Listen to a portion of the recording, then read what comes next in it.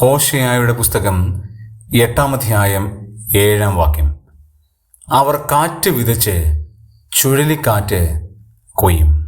ചില മനുഷ്യരുടെ സ്വഭാവമാണ് ഇവിടെ രേഖപ്പെടുത്തിയിരിക്കുന്നത്. കാറ്റ് വിതച്ച് കൊടുങ്കാറ്റ് കൊയ്യുക. ചില പ്രശ്നങ്ങൾ ഉണ്ടാക്കുന്ന ആളുകൾ ഉണ്ടാക്കുന്ന പ്രശ്നത്തെക്കാൾ വലുതാണ് അതിൻ്റെ പരിണിത ഫലം. കോപം ഉണ്ടാക്കുന്ന കാരണത്തേക്കാൾ വലുതാണ് കോപത്തിൻ്റെ പരിണിത ഫലങ്ങൾ.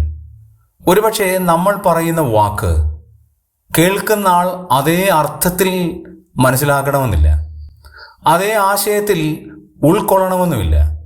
നമ്മൾ ജസ്റ്റ് ഒരു കാറ്റ് വിതച്ചു, പക്ഷെ അതിൻ്റെ പരിണിത ഫലം കൊടുങ്കാറ്റായി മാറും. നമ്മുടെ വാക്കുകൾ മറ്റുള്ളവരുടെ മുമ്പാകെ മറ്റുള്ളവരെ വേദനിപ്പിക്കുന്ന വാക്കുകളായെങ്കിൽ അത് കൊടുങ്കാറ്റായി മാറും. അതിൻ്റെ പരിണിത ഫലം നാം അനുഭവിക്കും. ആകയാൽ ദൈവത്തിന് നമ്മളോട് പങ്കുവെക്കാനുള്ള ഒരു പ്രശസ്തമായ കാര്യം ഇത് മാത്രമാണ്. കാറ്റ് വിതച്ച് കൊടുങ്കാറ്റ് കൊയ്യുന്നതിന് പകരം സമാധാനത്തിലൂടെ, സന്തോഷത്തിലൂടെ, സ്നേഹത്തിലൂടെ കാര്യങ്ങൾ അവതരിപ്പിക്കുവാൻ ദൈവത്തിൻ്റെ ആത്മാവ് നമ്മേവരെയും സഹായിക്കുമാറാകട്ടെ.